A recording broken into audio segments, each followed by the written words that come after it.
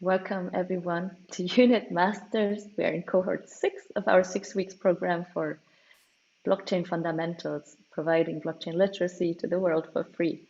And we are currently in week 4 of our 6 weeks journey. This week's focus is on understanding different applications of blockchain technology as we're seeing it in the economy right now. With us Georg. Georg is from Switzerland, and he's been one of the key influencers in the field of how do you shape economics around the arts industries. He's been working and consulting or advising a lot of different projects, working with the major digital arts platforms, and he has a long background, over 20 years working in the arts field, and has also understood it, like, from the way it evolved. I don't want to say too much about Georg. I'm super excited to have you with us and to map the landscape of blockchain technology with us and the community today. Welcome, Georg. The stage is all yours. Thank you, Yip, for the introduction, and welcome everybody. My first task is to share the screen.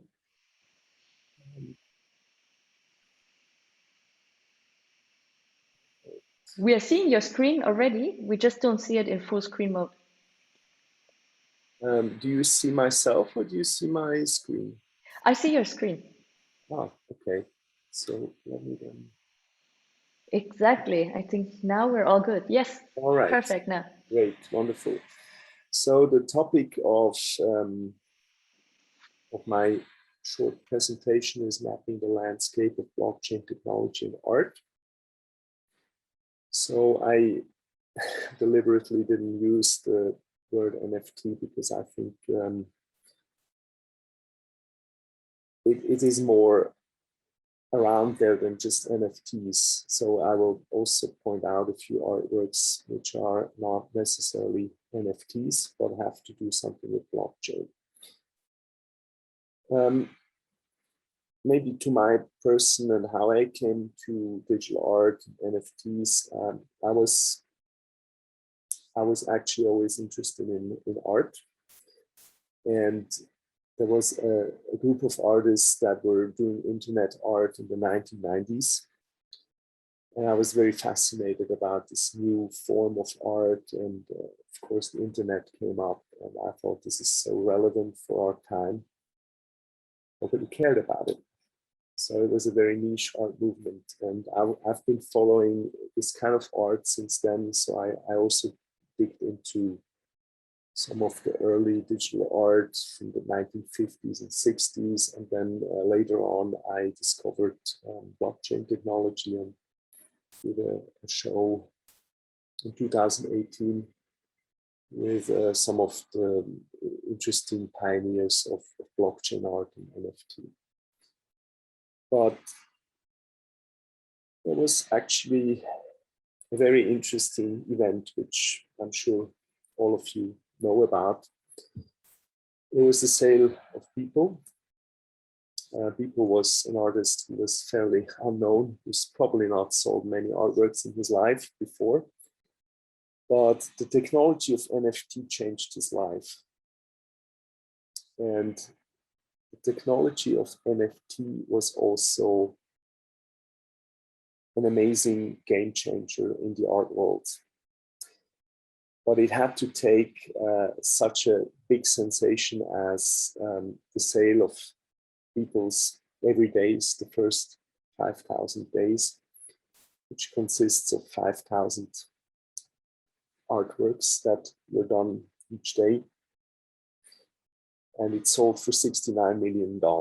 So it was first NFT at auction at Christie's, and it was also a huge amount of money paid for a living artist.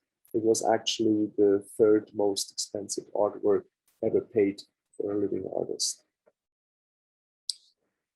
But that was not really the beginning of NFTs.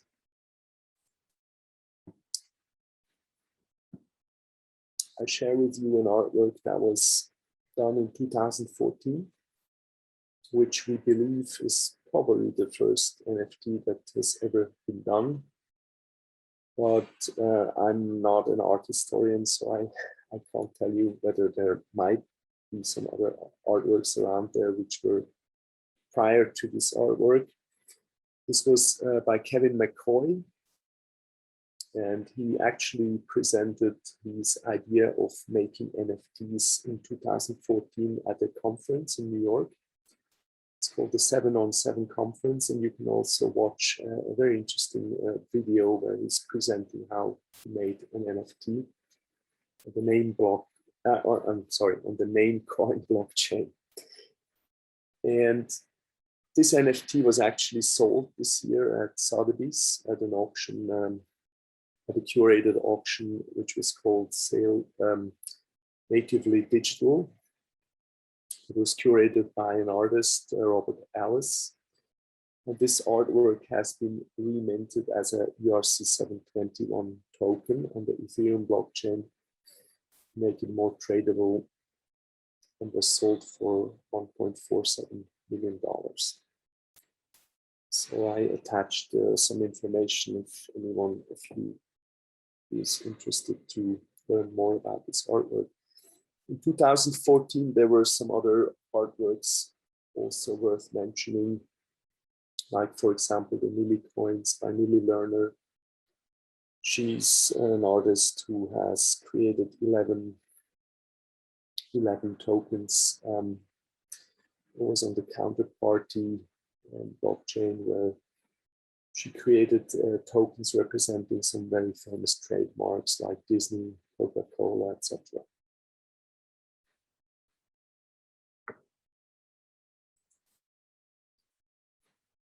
Another artwork which is similar to the Minicoin is by Mia Myers. She has created 100 tokens which represent her soul. So basically the tokens are a proxy for an idea, for a concept.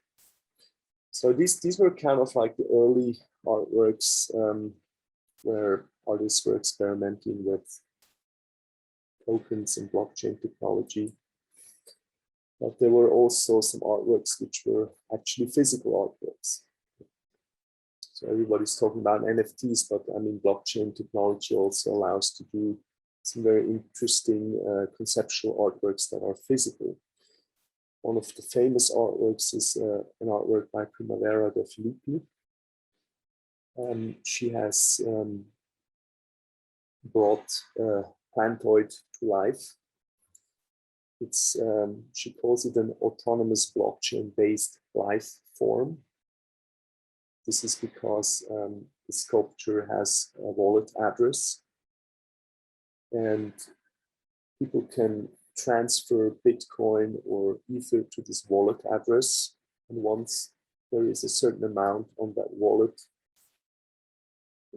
there is an organization, decentralized autonomous organization, as we call it also a DAO, which then decides to create a new sculpture. So they basically commission a new artist to create a new sculpture. So we see the black and white image, which was the first Plantoid, and you see another image which was taken at what was the festival called, this Burning Man Festival. You see some large Plantoids. This was, I think, about 3 years ago.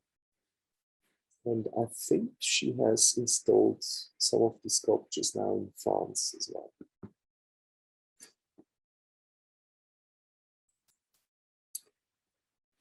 And blockchain technology allows also some funding methods and possibilities to build a community around artists' creation.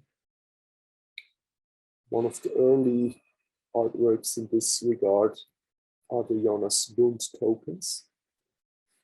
Jonas Lund has created a bounty system and a token for this bounty system. So Here you can see the bounties that you can get if you participate in the career of Jonas Lund, if you invite him to create for an art exhibition, for example, or you write an article for Art Forum magazine.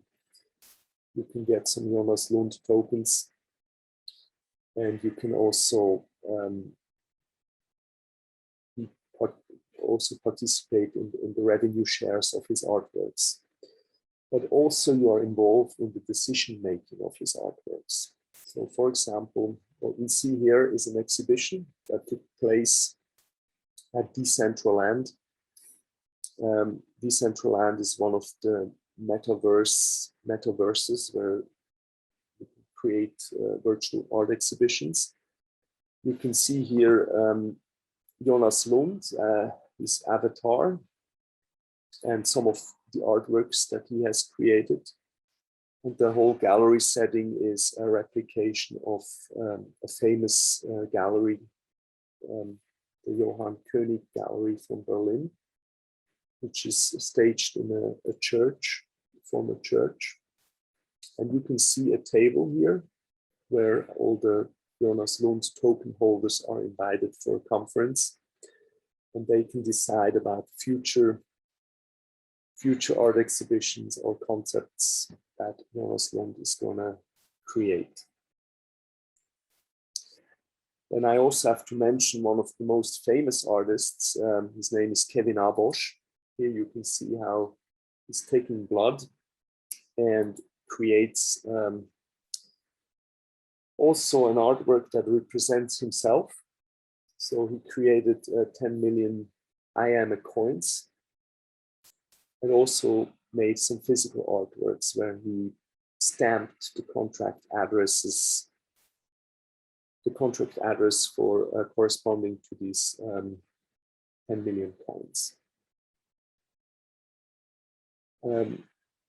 Nowadays, Kevin Abosh is probably one of the most successful artists, and he's been talking on stage everywhere, so I'm sure some of you have heard of him.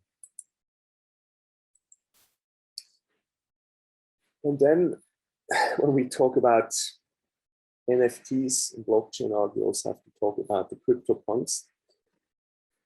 I have a special relation to the Cryptopunks because I had the pleasure to be the first one to show the Cryptopunks in an art exhibition. That was in 2018. But let's start first with the story behind the Cryptopunks. Cryptopunks was created by Larva Labs, which is a company that started with two people, John Watkinson and Matt Hall. And they made an experiment where they were generating 10,000 characters with different attributes. Some of the characters were zombies, some of them were animals, some of them were female, male, etc. So, and the generator was basically creating these 10,000 characters, and you download these characters for free.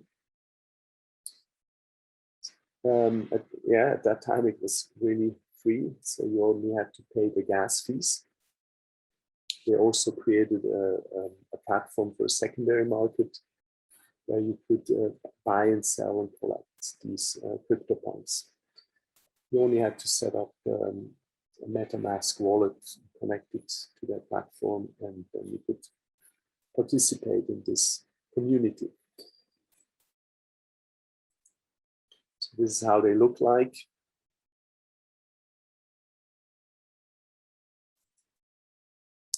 And this is how they are generated. So you have to imagine it's an algorithm that is creating each Cryptopunk. And certainly there are some rarities and attributes which can be seen on the page of Cryptopunks. So you can see how many punks have, for example, a gold chain. You can see also the whole provenance, and you can make an offer for a CryptoPunk, you can sell your CryptoPunk, or you can just transfer between two collectors. And at the time, at the beginning, they were quite cheap. I remember when you could buy these for like $20, and suddenly they became very, very expensive. We will come to the art market later, where I will also show you some figures and numbers. This is the punk, the CryptoPunks that I have shown in our exhibition. At the time, there were a few platforms out there which were selling NFTs. I was consulting one of these early platforms, and nobody could imagine at that time that you could really make money with these platforms, because they were selling NFTs for $20 to $50. And I mean, if you did a business plan, you could very quickly understand that this is not possible to make money like this. So I was quite skeptical at that time with NFTs, and I asked the artists whether they could do something physical, that just in the case they would, you know, this platform would not survive in the future, at least we have something, you know, that stays. Well, I was obviously wrong. These platforms became very successful over time, but we still did this physical artworks. What you see here is a CryptoPunk that has been printed, and you can also see, well, you can't really see it well, but it's there is the public address of this CryptoPunk. So the buyers, they bought actually physical artworks, but also a digital artwork which was corresponding to this physical one. But in order to access the digital artwork, you had to open this envelope, this sealed envelope. And inside the envelope, there was a private key. So we exhibited these artworks. It was a very successful show. By now, some of these physical artworks also turned up at auctions. Just recently, one was sold for, I think, over £400,000. But at the time where I was showing them, they cost 5,000 Swiss francs. So those who bought them, they did obviously a very good investment. Here I give you a short overview about CryptoPunks. This is a screenshot that I took just recently on their website, and as we can see, the market has developed significantly. Here is a top 10 like the top sales are listed here, but I have to mention that one is missing. Actually, the most expensive CryptoPunk was sold just recently at Sotheby's for over $10 million. So imagine you bought a CryptoPunk for 20 Swiss francs just maybe 2 or 3 years ago, and now it's worth, I mean, the cheapest CryptoPunk you can buy at the moment is around $400,000. In the meantime, they have sold punks on the secondary market for over $1.5 billion. This is an amazing amount. I don't think there's many artists that have ever reached this kind of sales on the secondary market. You can see here all kinds of statistics, like within the last 12 months, there were 12,000 artworks sold. You can see the current lowest price for a punk, etc. So this is also very typical for this kind of market, that you work with statistics, you can check everything about the artwork. So everything is totally transparent. At the beginning, actually, it was not the Cryptopunks, but the Cryptokitties which were more successful. Now it's vice versa. Cryptokitties, I remember this was a sensation when in 2018 a Cryptokitty was sold at a live auction at the Ethereal Summit for $140,000. At that time, the highest price paid for a Cryptopunk was around $15,000, I believe.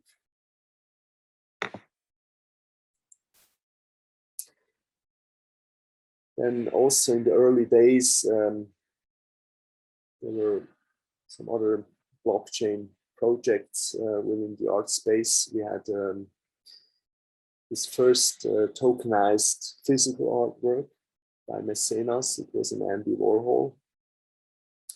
So far, I haven't seen any really successful projects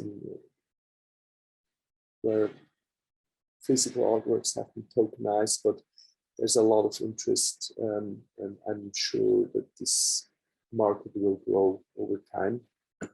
But obviously, it's much easier to handle NFTs and trade them on the secondary market. Well, there has been also an experiment with the museum where they basically donated an artwork which has been co-owned by token holders. That was the first experiment. I think it was the Whitney Museum which invited Jennifer and Kevin McCoy and bought this artwork, and the donors were actually also listed somewhere on the website, I think. There was one of the early art fairs of digital art. It's called CutOff. It's taking place now internationally. Paris, New York, Miami. Here's a list of some of the highest ranked NFT artists. As we can see in this very short period of time where NFTs came up, we already have some very successful artists that are selling their NFTs for over $1 million. I mean, People is the most expensive artist, but we had also Pack selling artworks over Sotheby's. And actually, it's interesting to see that the auction houses are the first movers in the space. So there hasn't been many galleries who took care about this market. So it was always the auction houses that were selling, for example, Hacketau just sold a painting for almost $1 million at Sotheby's. This was last week. For a very young artist, Fioches, she is, I think, around 18 years old or something, sold an artwork for $2.8 million. This is quite remarkable.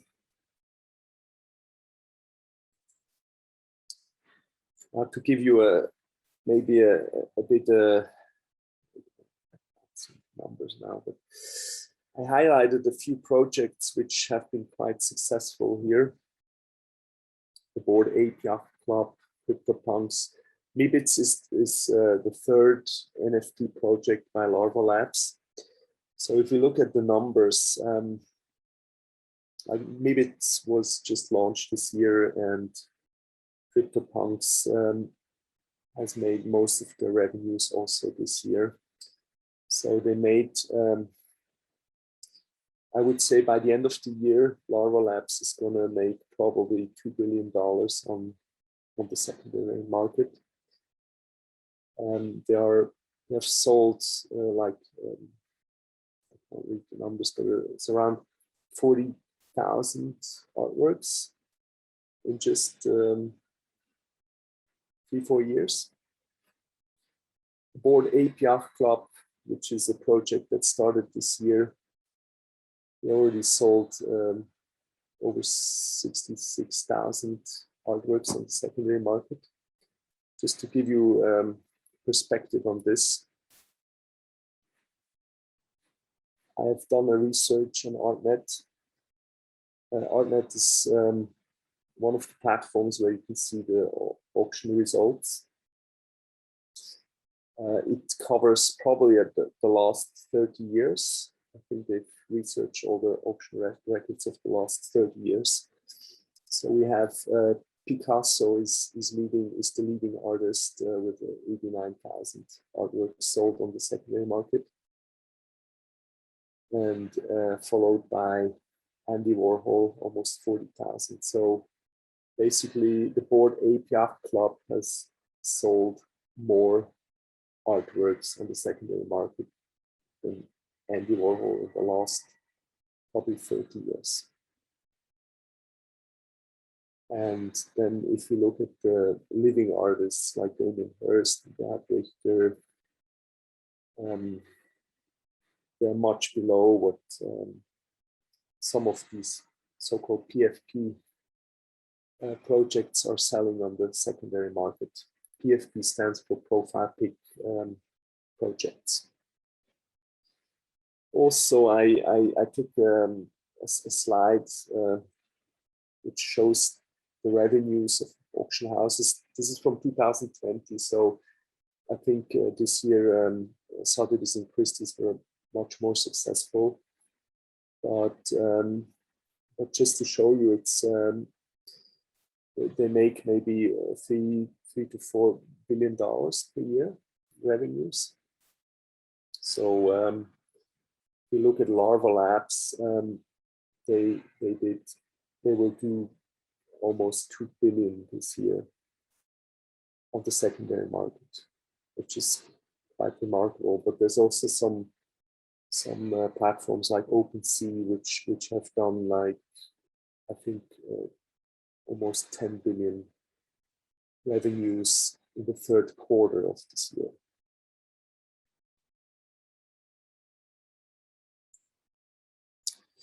So why are NFTs so successful?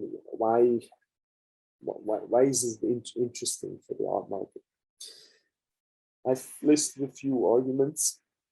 So, for example, we have a price transparency, which doesn't exist in the traditional art market. There's a proof of authenticity. You can trace back the provenance. Everything is totally transparent on the blockchain. So it's more security. The transactions are very easy to make. It's fast. You pay, you get the NFT right away. There's no shipment, no storage. There's much higher liquidity also because it's easier to handle. And there's quite a few marketplaces where you can buy and sell your artworks. But of course, there's also some disadvantages of NFTs. I mean, at the moment, it's not so easy to buy NFTs. You have to set up your MetaMask wallet. Some of these platforms, they have bugs when you set it up. It doesn't work, whatever. You need to buy cryptocurrencies, etc. So it's not really user friendly yet, but this will probably improve. There's also quite limited ways how to display your NFTs and enjoy them at home. There are a few screens that are quite useful, but it's still not they're still not there. Of course, you can get hacked. There's also scams and copies around which you can buy if you don't check where the NFT comes from. And yeah, certainly there's also, the market is unregulated and collectors are not really well protected.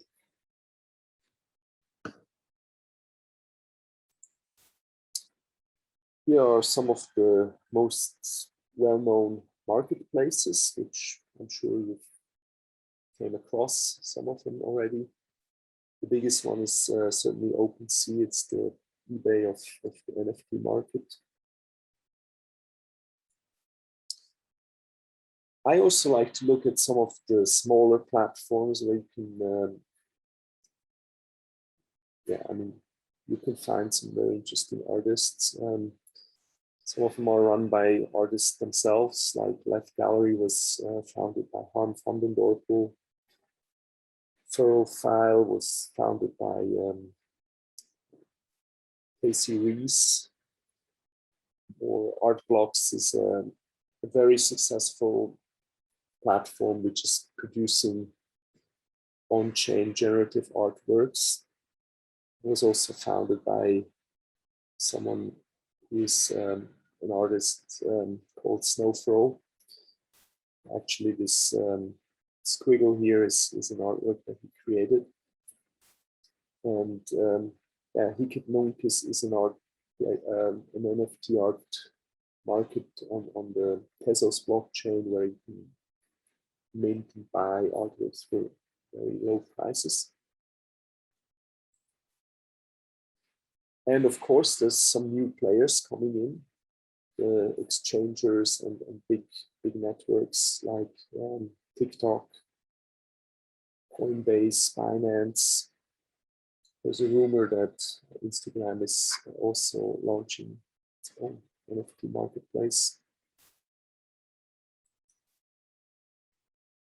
How are the traditional art galleries reacting to this new market? We have seen some very interesting projects.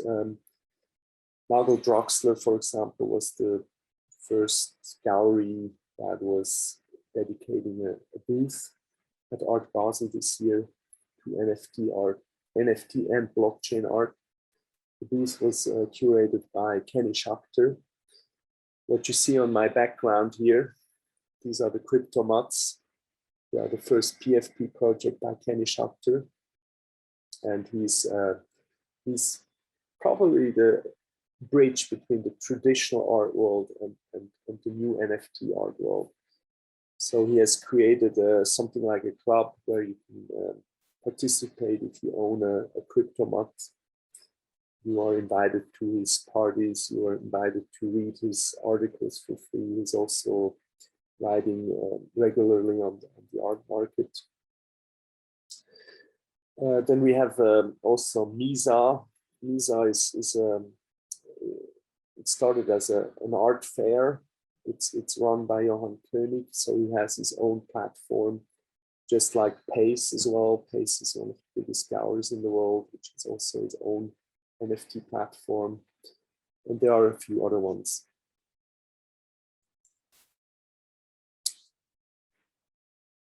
Well, to close my presentation, I have listed a few NFT trends.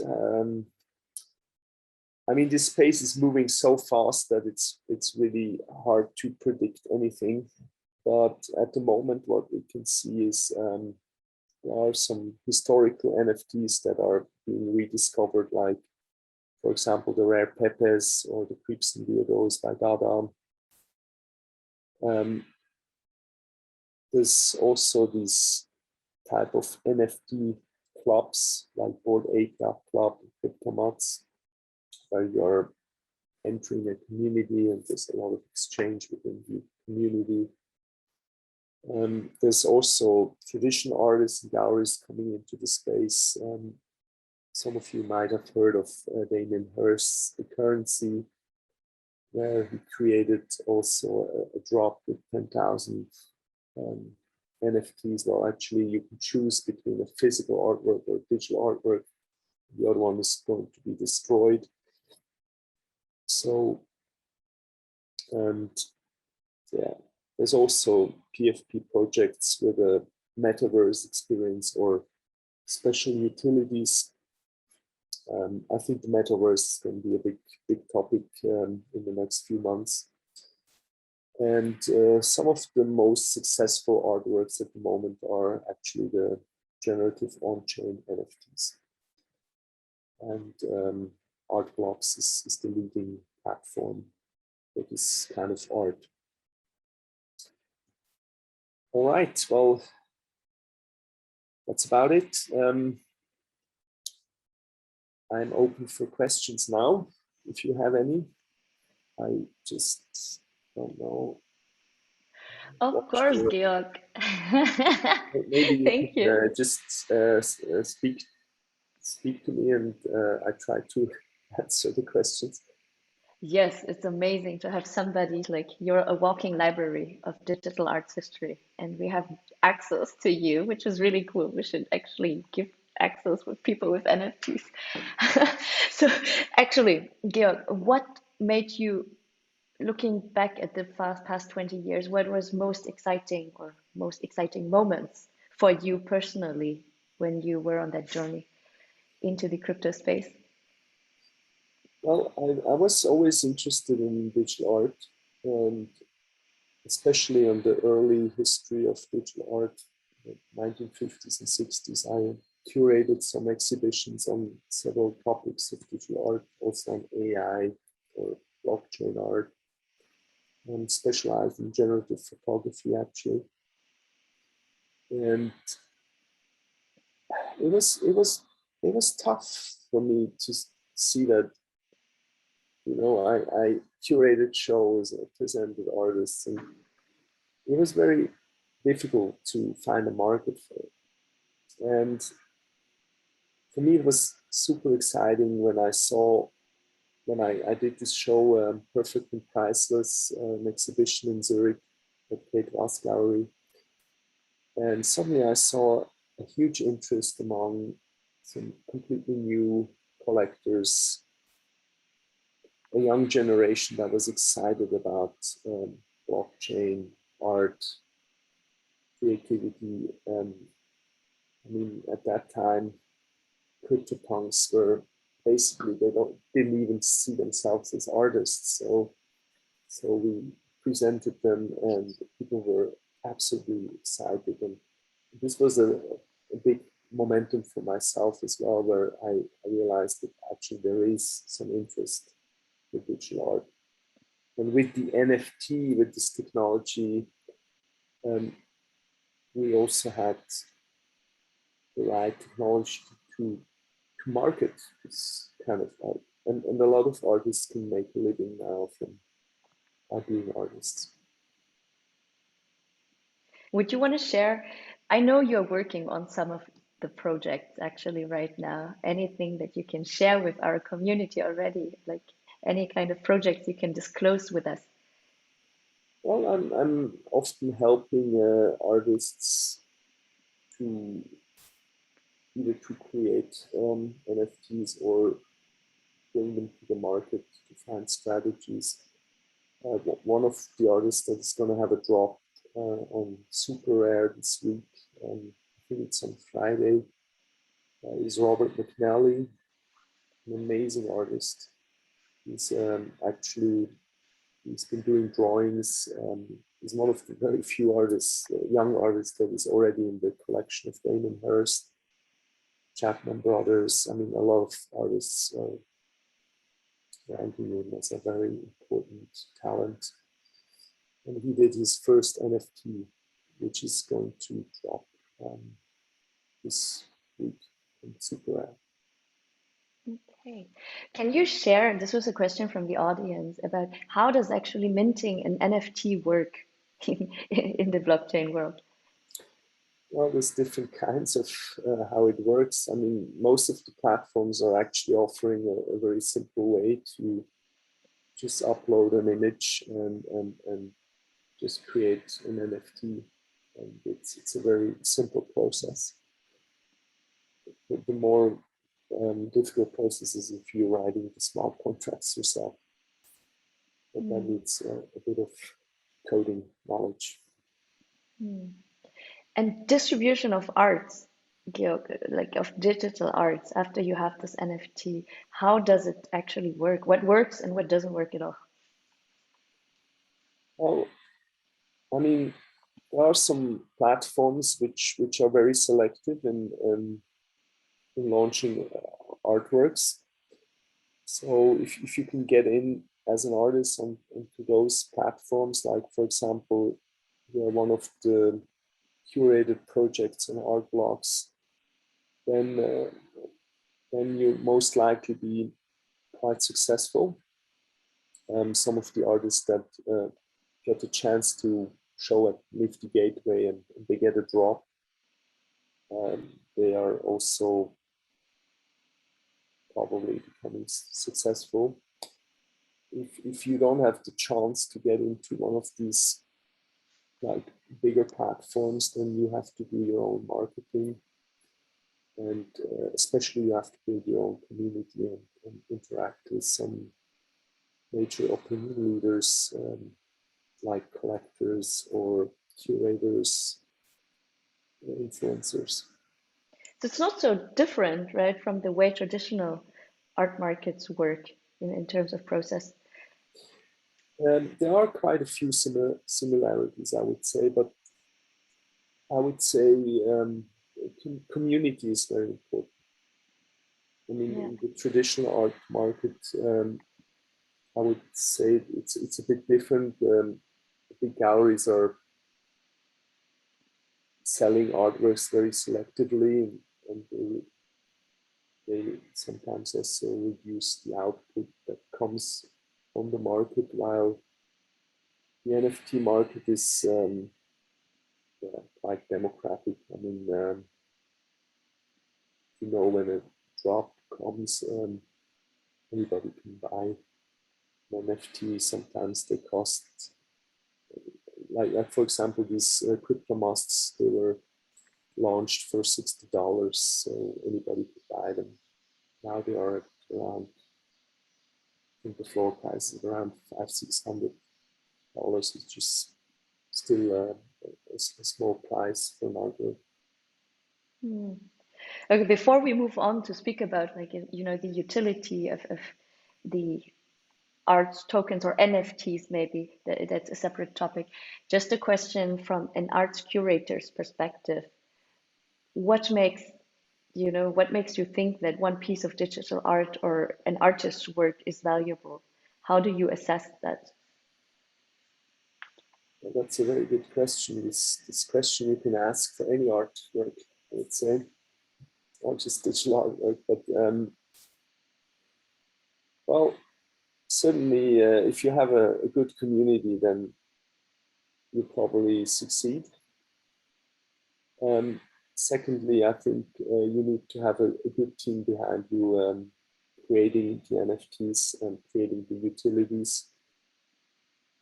Some projects are really well set up with good artists, good tech people behind it. Then there's always a trend as well, and there's a way how you engage with your community. So some of the Discord channels are very active, and they have a very good community where people are interacting like all the time. There's like non-stop something going on.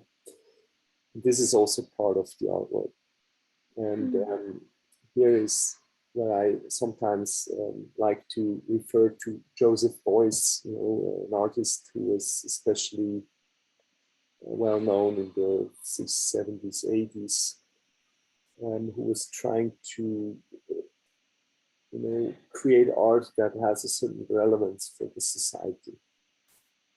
So, and I think this is the great thing about NFTs and the communities where the society is involved in the whole art process. Yeah, it's amazing that Joseph Lund, a kind of example that gives us a taste of what actually can be done in terms of involving community into the governance and creation, artist creation work. Can you share a little bit about where you see NFTs heading? We had a question about, you know, the deployment of NFTs in the metaverse, for example. What is there beyond just arts collecting and holding an NFT in your wallet? Well, what we've noticed, and this was not so clear at the beginning, but nowadays these PFPs have become like a status symbol. So people are presenting themselves as their avatars. And this is what's going to happen also in the metaverse, where you present yourself as a Nibit or a Chicken or whatever. And people will see, okay, who you are. People also sometimes, some people like to show their collections. So there's also, and then of course, you know, in the metaverse, I think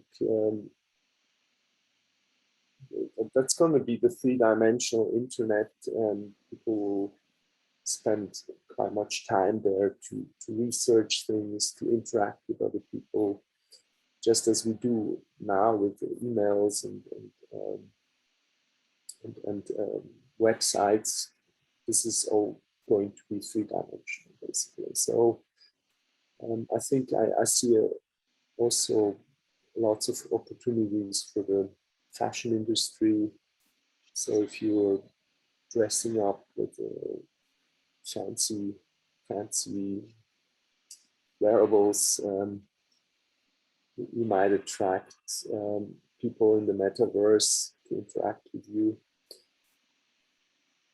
We'll see. I don't know. I think it's going to be like a hybrid world where we kind of jump between reality to virtual spaces and interact with other people and reach out to a lot of people. And you mentioned earlier, you know, that you talked about the Ethereum platforms and artworks on Ethereum. What are you seeing, like, how are you seeing the positioning or opportunities in the other blockchains like Solana and so on? What's happening there? We see a lot of price discrepancy, right? Yeah, I think they're all trying to catch up. Tezos has positioned itself as a green NFT platform. There's, you mentioned Solana, which is also can be a lot more transactions on the Solana blockchain than on Ethereum. The gas fees are significantly low. On the Ethereum blockchain, you can pay up to $150 per transaction. So it might even cost more than the artwork that you're buying. On the other hand, I think for the high-priced artworks, people don't care, I guess. So Ethereum is still the largest network and of the largest marketplaces. But let's see. I mean, we will see also some exchangers coming into the space. So they might change the game. We'll see. And then a question from Joe from the audience, looking into the future. What's actually most fascinating, or what excites you most about the future of the space? Well, I always like to see some interesting projects. I mean, I'm certainly also inspired to work on my own projects with artists, and there's a lot of creativity in the space, and there's so much more happening in the NFT space than in the traditional artwork world at the moment. So once also traditional artists are discovering the space, I think we will see a lot of cool interactive conceptual artworks. I don't know. It's moving so fast, and I think at the moment I'm very curious to see which like metaverses will pop up in this space. It's really exciting because that new technology enables collaboration, enables people who traditionally would not say they are an artist to complement traditional artists and create artworks, collective artworks together. That's where I see, like, you know, a lot of decentralization happening, and we are very excited to see your future artworks that emerge. Please feel free to let us know always so that we can support you. And maybe Now this wrap-up question, what do you actually want the audience to take away when thinking about art in blockchain technology? Well, I hope people are inspired and can discover whatever they like. I mean, everybody has their own taste. And I was just opening up also another door, to discover some artworks that are NFTs. I mean, this whole history of blockchain art is quite rich. And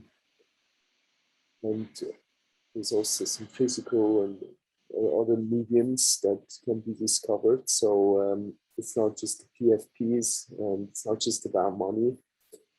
So I hope people are inspired to find some interesting artworks. Thanks so much, Georg, for being with us and running us through this very interesting journey of digital art.